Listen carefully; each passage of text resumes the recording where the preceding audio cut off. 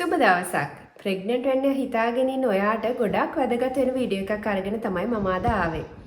ඇත්තටම ප්‍රෙග්නන්සි එක ගැන කතා කරොත් ප්‍රෙග්නන්ට් වෙනවා කියන එක අහපු දවසේ නම් ඔයාට ලොකු සතුටක් එක්සයිට්මන්ට් එකක් එනවා වගේම පුංචි හිතේට බයකුත් එනවා නේද?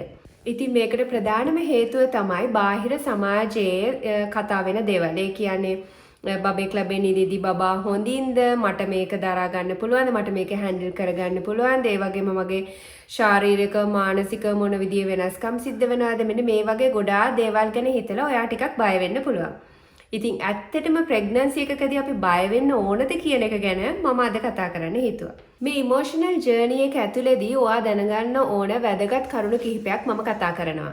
ඉතින් ඒ නිසා මේ වීඩියෝ එක ඉවරනකම්ම මාත් එක්ක රැඳිලා ඉන්න. ඉතින් මේ හිතට එන බය කියන දේ හරිම ස්වාභාවික දෙයක්. ඒ කියන්නේ පළවෙනි වතාවට අම්මා කෙනෙක් වෙන කෙනෙකුට මේ එන බය හරිම ස්වාභාවිකයි. ඉතින් මෙතනදී අපි නිසියාකාරව ඒ පිළිබඳව දැනුවත් වීමක් වෙලා ඒකට කලින් සූදානම් වෙලා හිටියොත් ඇත්තටම අපිට බය වෙන්නේ නැතුව මේ ගමනේ හරි කන්ෆිඩන්ට්ලි මේ ජර්නි එක යන්න පුළුවන්. ප්‍රෙග්නන්සි එකක් කියන්නේ මේක හරියට මිරකල් එකක්, බ්ලෙසින් එකක්. මොකද ඔයාගේ ශරීරයේ ඇතුලේ තවත් පුංචි මිනිස්සෙක් පෝෂණය වෙලා නිරෝගීව හරි ආරක්ෂාකාරීව වැඩිලා අලුත් ජීවිතයක් ලැබෙනවා.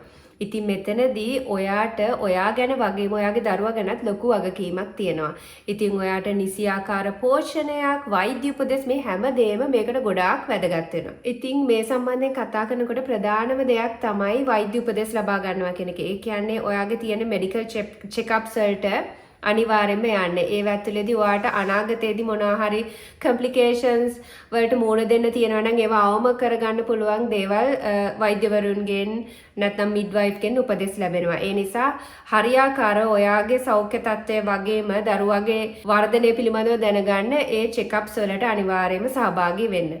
දෙවැනි එක තමයි පෝෂණය. පෝෂණය කියන්නේ ඔයා අනිවාර්යෙන්ම විවිධ පළතුරු, එළවලු, ඒ වගේම ධාන්‍ය වර්ග, ප්‍රෝටීන් සාමාන්‍ය වැඩි ප්‍රමාණයක් තියෙන හොඳ ආහාර වේලක් ලබා ගන්න ඕනේ. ඒ වගේම මේ ආහාර වේල ඇතුලේ අයර්න්, ඒ කියන්නේ යකඩ, කැල්සියම්, ෆෝලික් ඇසිඩ් වගේම ඔයාට හයිඩ්‍රේට් වෙලා ඉන්න හොඳට වතුර බොන්න ඕනේ. මේවා හරිම වැදගත් දේවල්.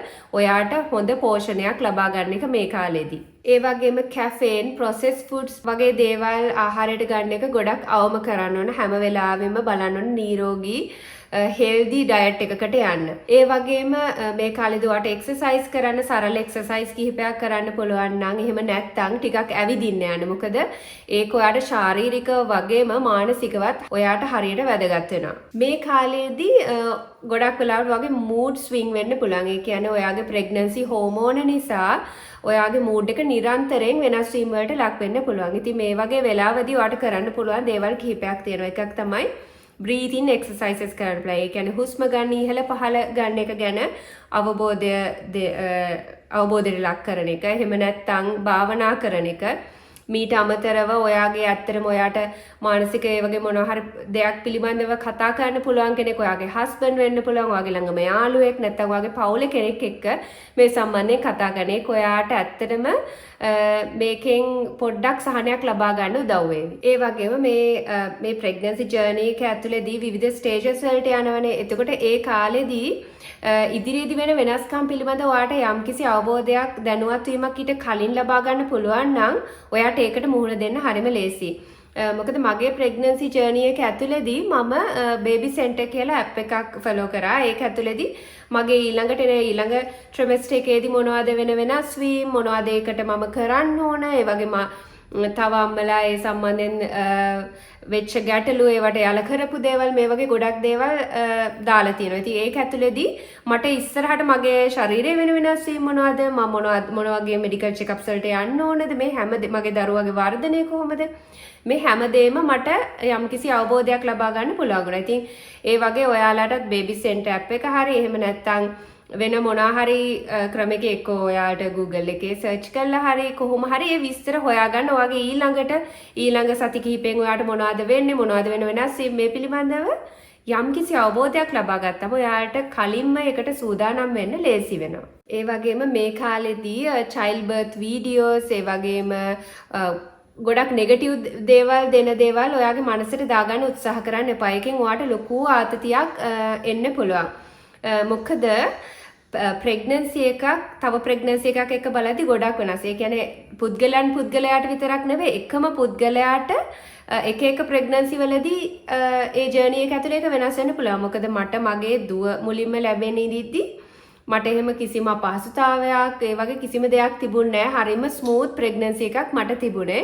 ඉතින් පුතාලා දෙන්නට ඊට වඩා වෙනස්. ඉතින් ඒක නිසා ඒ කියන්නේ එකම පුද්ගලයාට උනත් ප්‍රෙග්නන්සි එකෙන් ප්‍රෙග්නන්සි එකට ඒක විවිධයි. ඒ නිසා අපිට එක්කෙනෙකුට මෙහෙම දෙයක් වුණා කියලා මට එහෙම වෙන්න පුළුවන් කියලා කියන්න බෑ. ඒ නිසා ඒ වගේ නෙගටිව් දේවල් ඔලුවට දාගන්න එපා. ඒක ඔයාට ලොකු ආතතියක් ඇති කරනවා වගේම බයක් ඇති කරවන්න පුළුවන්. අවසාන වශයෙන් මම කියන්න කැමති ඇත්තටම මේ ප්‍රෙග්නන්සි මේ කාලය ඇතුළතදී ශරීරයේ විවිධ අපහසුතාවන් වලට මුහුණ දෙන්න වෙනවා. මේක හැම කෙනෙකුටම නෙමෙයි සමහර අයට විවිධ ශාරීරික අපහසුතාවන් වලට මුහුණ දෙන්න වෙනවා. ඉතින් මේ කාලේදී ඔයා හිතන්නේ මේක හරිම తాවකාලිකයි. මේ පුංචි කාලේ මට ඉවසගෙන ඉන්න වෙනවා. මොකද මේ කාලෙන් පස්සේ මට ගොඩක් සතුටින් ඉන්න පුළුවන් මගේ බබත් එක්ක කියලා.